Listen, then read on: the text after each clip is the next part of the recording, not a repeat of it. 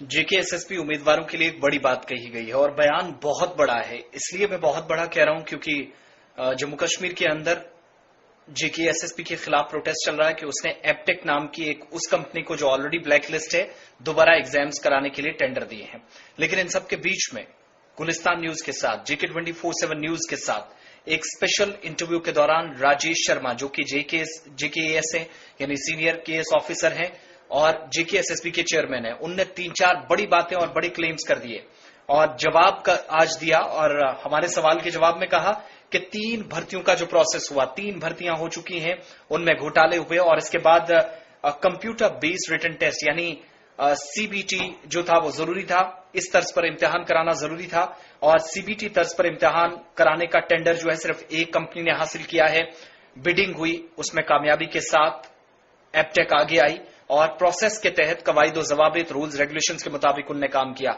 मैं आगे चलकर उनकी बड़ी बात सुनाऊंगा, लेकिन सबसे बड़ी बात उनने क्या कही कि ये तमाम नामनेहाद लोग हैं, ये तथाकथित हैं, ये सो कॉल्ड प्रोटेस्टर्स हैं, असली जो तैयारियां करने वाले, असली एग्जाम देने वाले लोग हैं, वो इस वक्त घरों में बैठे हैं। 50,000 के करीब यानी 47,000 प्लस जो इस वक्त कार्ड्स हैं, रोड नंबर्स वगैरह हैं, स्लिप्स हैं, वो डाउनलोड कर ली गई हैं, जिसका मतलब 25% से ज्यादा लोग घरों में बैठे हैं, तैयारियां कर रहे हैं। लेकिन ये नाम नेहाद हैं, सो कॉल्ड प्रोटेस्टर्स हैं और एप्टेक कंपनी मुस्तकिल तौर पर यानी परमानेंटली उस पर ब्लैक लिस्ट करने का या ये आरोप लगाना कि ब्लैक लिस्ट है, ये नहीं है, उनने गलत करा दिया और एप्टेक का ब्लैक लिस्ट पर का जो पीरियड था वो खत्म हो चुका। और नौजवानों से पूछा गया राजेश शर्मा की जानिब से कि आप बताएं कि ब्लैक लिस्ट का असली मतलब क्या होता है और उन्हें नाम नेहाद तक कह दिया और यहां तक कि ये कुछ लोग हैं जो कह रहे हैं एप्टेक को बैन करो, तो इसका मतलब ये भी किसी एजेंसी की किसी दूसरी एजेंसी को लाना चाह रहे हैं।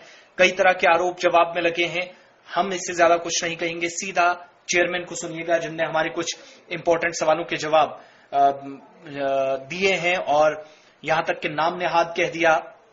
सीबीटी के तहत के तर्ज पर इम्तिहान कराना जरूरी था और यही कंपनी इम्तिहान कराएगी। हम किसी के डर से 16 मार्च से 5 तारीख तक जो इम्तिहानात होने हैं सीबीटी के तर्ज पर वो तब्दील नहीं होंगे, शेड्यूल नहीं बदलेगा, ये सारी चीजें क्लियर कर दी हैं। तो प्रोटेस्ट अपनी जगह, प्रोटेस्ट की मांग अपनी जगह, लाठीचार्ज अपनी जगह, सारी चीजें अपनी जगह, लेकिन राजेश शर्मा ने जवाब दे दिया है जो कि जेकेएसएसपी के चेयरमैन है, Jammu Kashmir service selection board के हाल ही में जिम्मेदारी संभाली थी। आइए मैं सीधा उनकी बात सुनाता हूं और ये तमाम एहतिजाज प्रोटेस्ट जो जम्मू के अंदर प्रदर्शन श्रीनगर के अंदर हो रहे थे, उन प्रोटेस्टर्स को, उन नौजवानों को सीधे तौर पर जवाब है जेकेएसएसपी के चेयरमैन की तरफ से। आइए उनका जवाब सुनते हैं। हमारे सवाल के जवाब में उन्होंने क्या कहा। बिल्कुल सच्चाई नहीं है। पहला तो ये मैं कहूंगा ये कैंडिडेट्स ही नहीं है। राइट। अगर हैं तो बहकाए हुए हैं और अगर बहकाए हुए हैं तो वो समझ आए कि इससे अपना ही नुकसान कर रहे हैं। इन फोर्सेस के पीछे मत जाएं, अपनी पढ़ाई में ध्यान दें, एग्जाम्स अच्छी तरह से करें। जहां तक एप्टेक की बात है, एप्टेक की हम वकालत नहीं कर रहे हैं। एप्टेक एक ट्रांसपेरेंट तरीके से टेंडर प्रोसेस में उसने पार्टिसिपेट किया और उसके बाद क्वालिफाई की। ये हमारी जो टेंडरिंग प्रोसेस था ये QCBS टेक्नोलॉजी वाला था, क्वालिटी कम कॉस्ट बेस्ड सिलेक्शन थी। उसके तहत हमने टेक्निकल और फाइनेंशियल दोनों को कंपोनेंट को वेटेज दी जाती है जी। 4 कंपनीज हमारे पास फाइनल स्टेजेस में आई थी, जिसमें से एप्टेक भी एक थी और जो हमने पैरामीटर्स डिफाइन किए थे उसमें जो इसके मार्क्स थे उसके हिसाब से और फाइनेंशियल जो इसका कोट किया था इसने रेट, उसको करने के बाद एग्रीगेट करने के बाद ये L1 बिडर आया और उस बेस पे हमने इसको टेंडर दिया। जो आप बात कर रहे हैं कि हम इसको एडवोकेट बन रहे हैं, मैं ये कहता हूं कि ये जो ग्रुप प्रोटेस्ट कर रहा है ये एप्टेक के अगेंस्ट क्यों है? क्या ये किसी और कंपनी को चाहते हैं? क्या ये कोई कंपनी के लोग हैं? इसके बारे में आप बेटर है कि उनसे पूछें। जेन्युइननेस तो मैं ये टोटली कहूंगा कि जेन्युइननेस नहीं है, क्योंकि एक तरफ इस प्रोसीजर को कुछ लोगों ने कोर्ट में चैलेंज किया। जब honourable high court is seized of the issue, जब ऑनरेबल हाई कोर्ट ने जजमेंट रिजर्व की है, तो सड़कों पे आने का कोई जस्टिफिकेशन नहीं रहता है। क्या सड़कों पे आके डिसाइड करोगे आप कि भाई ब्लैक लिस्टिंग क्या होती है या टेंडर प्रोसेस क्या होता है? हमारा सारा रिकॉर्ड ऑनरेबल हाई कोर्ट के पास है, उनके समक्ष है। जैसे वो कोई निर्णय लेंगे हम अवॉइड करेंगे। ये प्रोटेस्ट वाला तरीका ये मैं बिल्कुल नहीं मानता, क्योंकि हम भी कैंडिडेट रहे हैं, हम भी स्टूडेंट रहे हैं। सिलेक्शन नहीं होना डजंट मीन कि आप सड़कों पे आ जाओ। सिलेक्शन होने के लिए आपको मेहनत करनी है। इस बार नहीं हुई, अगली बार ज्यादा मेहनत करेंगे। जेन्युइन बच्चा आज भी घर बैठ के तैयारी कर रहा है और मेरे पास तथ्य हैं इस चीज के। बहुत प्रोटेस्ट कर रहे हैं ये कि 16 तारीख के एग्जाम जो हैं वो बंद कर दो, वो नहीं करने हैं, ये करने। सवेरे 7 बजे से लेकर अभी तक 47,000 एडमिट कार्ड डाउनलोड कर लिया बच्चे ने। 1,95,000 टोटल कैंडिडेट है, तो ऑलमोस्ट 25% बच्चा उसको डाउनलोड कर गया है। तो वो बच्चे जेन्युइन घर बैठ के पढ़ाई कर रहे हैं, वो तैयारी कर रहे हैं जी। तो इसलिए मैं इनकी जेन्युइननेस को टोटली चैलेंज करता हूं और नेगेट करता हूं जी। राजेश जी, सॉफ्टवेयर कॉम्प्रोमाइज हुआ है, जो मैंने पहले भी पूछा आपसे, सॉफ्टवेयर कॉम्प्रोमाइज हुआ है, लेह में एफआईआर भी लगी है, वाराणसी में सिटी हेड इनका अरेस्ट है, तो तब भी आप इसको जेन्युइन बता रहे हैं इस कंपनी को? एप्टेक की बात कर रहा हूं मैं किसी को जेन्युइन नहीं बता रहा जी। मैं बोर्ड के द्वारा कराए गए इम्तिहान को जेन्युइन कराया जा रहा हूं, कह रहा हूं।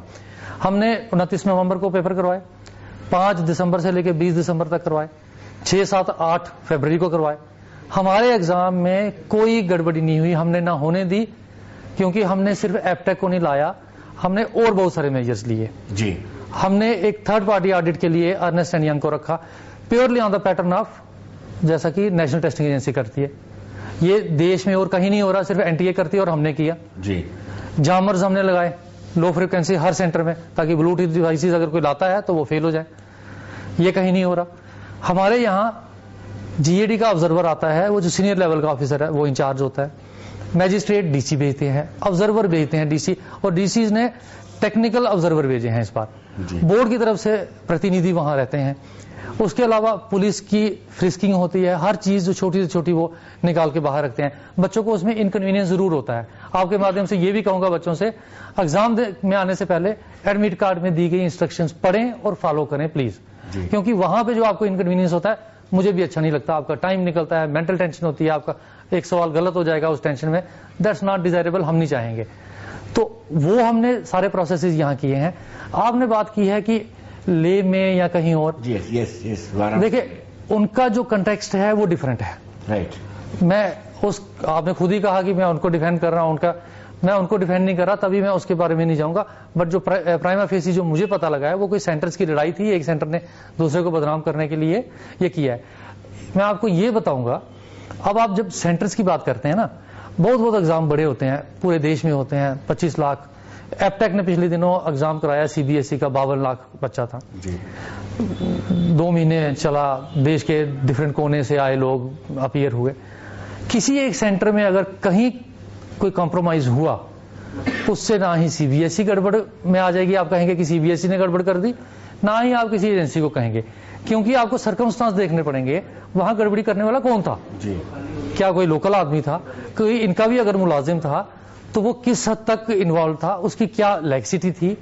किसी भी ऑफेंस का ये देखा जाता है कि ऑफेंस में नीयत क्या थी, क्या इसने खुद किया है, जानबूझ के किया है, मलाइन किया है, या इट वाज एक्सीडेंटल। तो इन सभी के लिए कानून बने हैं, जीएफआर बना है, ब्लैक लिस्टिंग का प्रोविजन है, डिबारमेंट का प्रोविजन है, तो उसके हिसाब से ही हम चल रहे हैं। और ये हमारा टेंडरिंग प्रोसेस या एप्टेक को लेना, it was purely as per the GFR.